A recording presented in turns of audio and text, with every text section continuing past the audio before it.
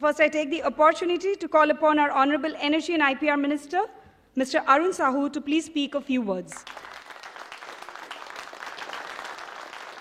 जहाँ बहुत खुशी लगिला ओडिशा डायरी रो जो आयोजक बंधु माने आज जो लिविंग एज लेजेंड कहते बाछी बाछी जिते अवार्ड देते प्रकृत में योग्य व्यक्ति मानक देते से माने ओडिशार बरपुत्र पुत्री माने तेणु बेसी समय नबार कौन आवश्यक ना कहीं प्रतिभा आगे आमर वक्तव्यर किसी माने से विशेष माने आकाश पातल फरक से माने हिमालय हेले आम पाददेश गोटे पथरटे से जहा हो यही जो माने सब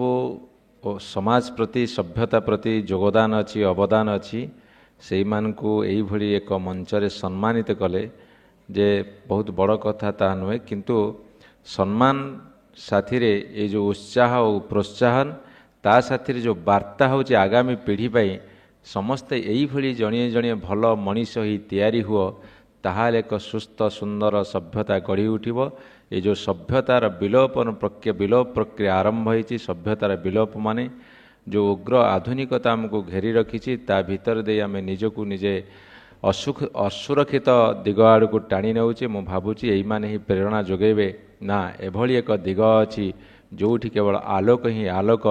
आलोक विच्छुरित हेले तार महनीयता प्रतिपादित हब महनीयता प्रतिपादित हेले एक समाज बंचिब एक समाज बंची रहिले एक सुस्थ सभ्यता तैयारी हो परिबो से सुस्थ सभ्यतार ना हब एक मानव सभ्यता जहाँ एक पूर्णांग मानव सभ्यता। नमस्कार, जय हिंद।